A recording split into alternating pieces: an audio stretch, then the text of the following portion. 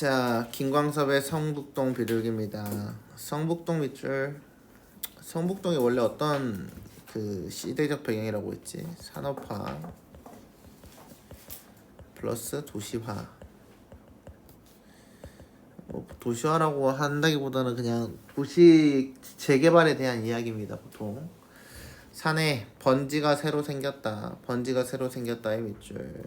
그럼 원래는 번지가 있다 없다? 없다. 그치, 원래는 이제 없었다라는 이야기고, 번지가 새로 생겼다라는 이야기 때문에 이게 재건축이다, 재개발 이렇게 보시면 되겠습니다. 본래 살던 성북동 비둘기의 동그라미 칩시다. 작품 제목이 성북동 비둘기니까 비둘기가 어떠한 역할을 한다는 거죠. 그래서 여기서 비둘기는 시적 대상이다 라고 보시면 되겠고요. 번지가 없어졌대요. 그러면 얘는 터전이 있대 없대? 없대. 그래서 삶의 터전을 잃어버림이라고 적어주시면 되겠습니다. 삶의 터전을 잃어버림.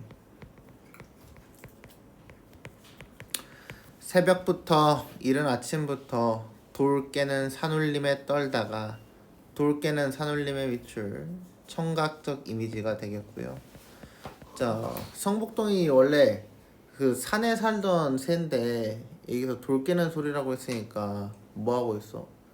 그 비둘기가 살던 곳을 파괴하고 있는 거죠. 그래서 돌 깨는 산울림은 청각이자 부정적인 이미지가 되겠습니다. 파괴의 이미지예요. 가슴에 금이 갔다 라고 이야기를 했습니다. 그래서 여기서의 가슴은 실제 가슴 뭐 그렇게 생각할 수 있겠지만 기본적으로 비둘기의 마음이 슬퍼졌다 이렇게 보시면 되겠고요. 그래도 성북동 비둘기는 하느님의 광장 같은 새파란 아침 하늘에, 새파란의 밑줄 시각이라고 보시면 되겠고, 앞에 광장 같은 이거에다가 밑줄 쳐놓고 직유법이라고 체크를 해주시면 되겠습니다. 새파란 아침 하늘에 성북동 주민에게 축복의 메시지나 전하듯 성북동 하나를 한 바퀴 휘 돈다. 한 바퀴 휘 돈다의 밑줄. 한 바퀴 도는 행위를 하고 있어요. 그러면 아직 여기서 이제 뭐 떠날 그 마음이 벗어났어? 못 벗어났어요. 아직은 미련이 남아있는 상태입니다. 성북동 메마른 골짜기에는 조용히 앉아 콩알 하나 찍어 먹을 콩알 하나의 밑줄. 어때? 되게 뭐 좋은 밥이냐? 아니지. 그래서 그냥 일상적 밥, 식사, 일상에 대한 이야기인 거고요. 널찍한 마당은커녕 이라고 했으니까 마당조차 없다. 깃들 곳이 없다라고 적어주시면 되겠습니다. 깃들 곳이 없다. 가는 데마다 채석장 포성입니다. 여기 포성의 밑줄, 여기서 청각이라고 적어주시면 되겠고, 마찬가지로 채석장 포성은 저 위에서 아까 말했던 그 바위 깨는 돌 깨는 산울림에 대한 이야기다 라고 보시면 되겠어요. 메아리 쳐서 피난하듯 지붕에 올라앉아, 피난의 밑줄, 이게 바로 뭐야? 비둘기의 처지다 라고 보시면 되겠죠. 아침 구공탄 굴뚝 연기에서 향수의 밑줄, 아 내가 살았던 것이지 하는 그 그리움에 대한 이야기죠. 산 1번지 채석장에 돌아가서 금방 따낸 돌 옹기에 입을 닦는다 라고 되어 있습니다. 돌 옹기의 밑줄 촉각이다 라고 보시면 되겠고, 여기에서 돌은 본인의 삶의 터전이 뜯어져 나온 거기 때문에 아직 미련 있는 상태를 계속해서 암시하고 있습니다. 과거에는 사람을 성자처럼 보고, 성자처럼의 밑줄 식유법. 그래서 이 성자처럼을 봤다라는 이야기는 사람을 우선시했다라고 생각을 하시면 되겠습니다. 그래서 인간 우선이 되는 거고요. 사랑 가까이, 사랑과 같이 사랑하고 사랑과 같이 평화를 즐기던 사랑과 평화의 새 비둘기는 이제 산도 잃고 사람도 잃고 사랑과 평화의 사상까지 낳지 못하는 쫓기는 새가 되었다. 쫓기는 새의 밑줄. 그래서 비둘기의 현재 처지가 현재 집에 본인이 머물던 곳에서 쫓겨났다라고 보시면 되겠습니다. 그래서 이 성북동 비둘기에서 비둘기가 가지는 의미는 개인적 상징은 뭐가 돼요? 번지수를 잃어버린 사회적 소외된 사람들을 이야기한다. 소외된 사람들이라고 적어주시면 되겠습니다. 이해됐죠? 예. 다음 끝별이 누나 거 봅시다. 이를테면 수양에 늘어진 가지가 담을 넘을 때, 이거 몇 번 우리 한 두 번인가 설명을 했었어요. 담을 넘을 때 그건 수양 가지만의 일은 아니었을 것이다. 자, 담을 넘을 때의 밑줄, 이게 바로 상황에 대한 이야기죠. 자, 담을 넘는 상황에서 수양가지만의 일은 아니었을 것이다 라고 했으니까 수양가지와 플러스 알파가 함께 담을 넘는 일이다 라고 이야기를 하고 있습니다. 얼굴 한번 못 마주친 M1 뿌리와 뿌리의 밑줄, 잠시 살붙였다 적막히 손을 터는 꽃과 잎꽃 밑줄, 잎의 밑줄, 혼연일체에 믿어주지 않았다면 가지는 혼자 한없이 떨기만 했을 것이다 라고 이야기를 하고 있습니다. 않았다면의 밑줄, 거기다 뭐라고 쓰면 되겠어? 가정이라고 써주시면 되겠습니다. 자, 그래서 근데 가지야 뿌리가 있고 꽃이 있고 잎이 있으니까 이것들은 다 뭐에 대한 이야기겠어? 나무 그 자체에 대한 이야기죠. 그래서 내적 요소와 함께 내적 요소라고 적어주시고요. 내적 요소와 함께 담을 넘을 수 있었다라고 이야기를 하고 있습니다. 다음 장 봅시다. 한 닷새 내리던 고집센 비가 아니었으면 비의 밑줄, 밤새 정문만 쌓던 돌이 없는 폭설이 아니었으면 폭설의 밑줄, 담을 넘는다는 게 다들에게는 그리 신명나는 일이 아니었을 것이다. 신명 밑줄, 즐거움에 대한 이야기죠. 그래서 담을 넘는 게 즐겁게 느껴졌던 이유는 뭐 때문이다? 비와 폭설 때문이다 라고 이야기를 하고 있습니다. 이해됐나요? 그래서 얘네들이 이제 뭐가 돼요? 외적 요인이 되는 거죠. 외적 요인. 무엇보다 가지의 마음을 머무세우고 무엇보다의 밑줄. 자, 그러면 이 무엇보다가 가지는 의미는 앞에 것보다 더 중요한 무언가가 있다는 이야기죠. 그래서 비와 폭설보다 더 중요한 게 뭐다? 바로 담 밖을 가둬두는 저 금단의 담이 아니었으면 담의 밑줄. 그러면 이 담이 가장 핵심적인 요소를 하고 있다라고 되어 있습니다. 그래서 외적 요소 중에서도 담이 가장 많은 역할을, 가장 많은 지분을 가지고 있다라고 보시면 되겠어요. 그래서 그냥 거기다가 제일 큰 역할이라고 적어주시면 되겠죠.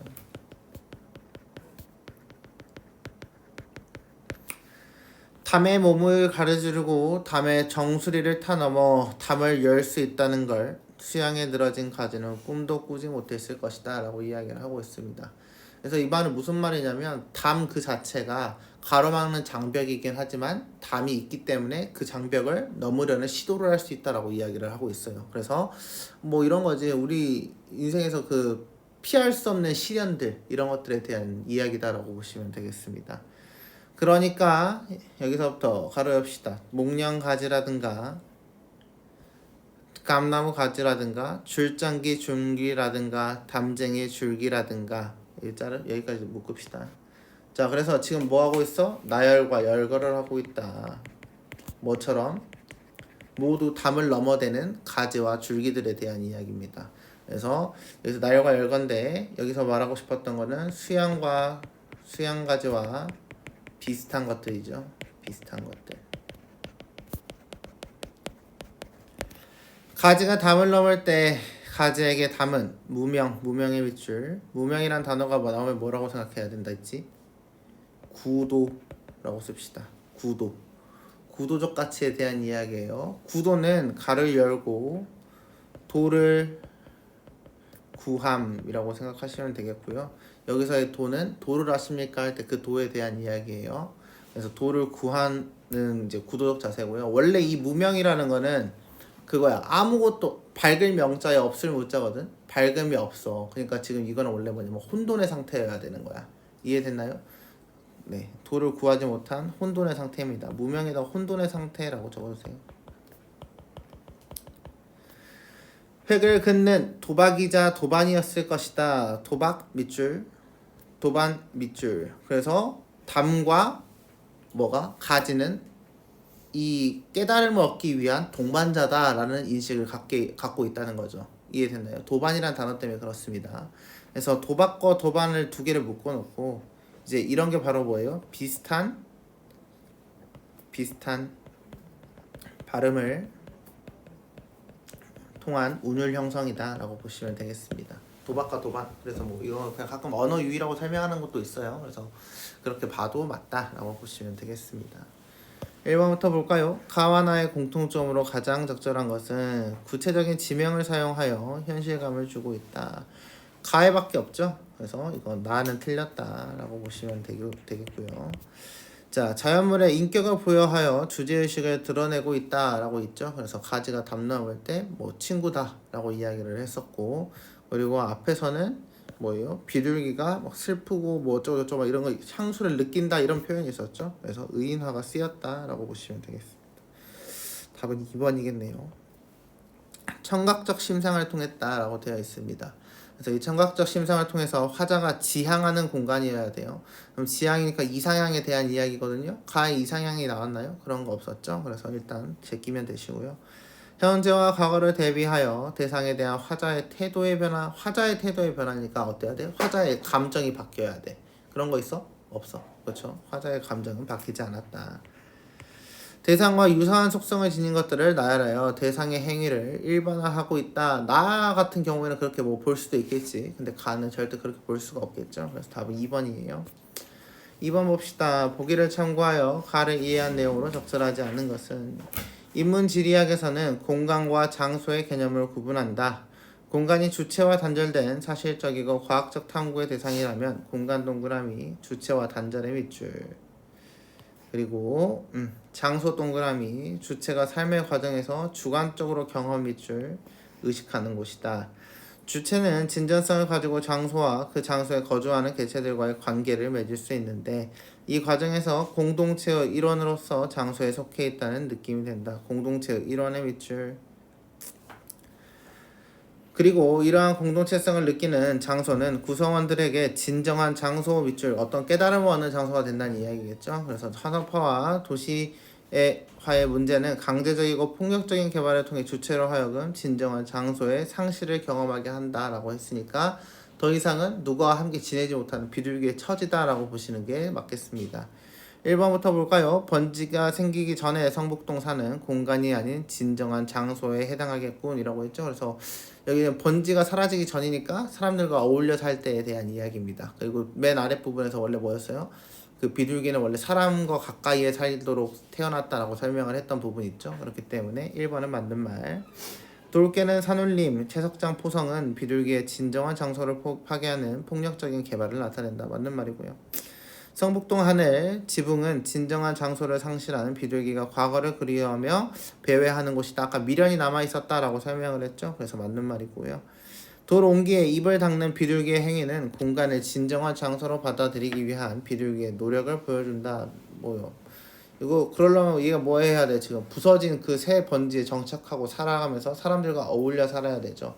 근데 뒷부분에 쫓기는 새다라는 표현이 나왔으니까 애초에 그렇게 해석을 할 수가 없다는 거지. 그래서 답은 4번이 되어야겠습니다. 사람 가까이의 사람과 가치는 진정한 장소의 상실을 경험하기 전 그곳 사람들과 관계를 맺으며 공동체성을 느낀다. 옛날 과거에 대한 이야기니까 맞는 말이 되겠습니다. 이해됐나요? 예. 다음 3번. 다음을 참고하여 나를 감상하는 내용으로 적절하지 않은 것은 담 안과 담 밖에 있어요. 봅시다. 뿌리, 꽃, 잎은 가지가 기억에서 니은으로 넘어갈 수 있도록 힘을 주는 존재다. 아까 내적 요인에 대한 이야기를 했죠. 맞는 말이고요. 가지에게 담은 기억에 머뭇거리게 하는 동시에 니은을 향해 나아가는 만드는 존재이다. 그래서 아까 그 맨 마지막 부분에 있었죠. 그래서 담 덕분에 넘어갈 수 있게끔 꿈을 꾸게 만든다라고 이야기를 했었습니다. 가지는 전 존재를 걸며 모든 위험을 감수할 때 비로소 기억에서 넘어설 수 있다. 그쵸? 모든 존재와 함께 했죠. 다른 나무의 가지는 기억에 머물고자 한다? 아니죠. 아까 뭐였어? 수양버들 가지하고 함께하고 싶은 그렇게 비슷한 것들이다. 담을 넘어야 하는 삶을 가진 애들이다 라고 이야기를 했기 때문에 답은 4번이 되겠습니다. 비와 폭설은 가지에게 고난의 대상이지만 맞는 말이고요. 니은을 넘고자 하는 의지, 그래서 신명난다 라는 표현을 했기 때문에 맞는 말이 되는 거죠. 이해됐나요?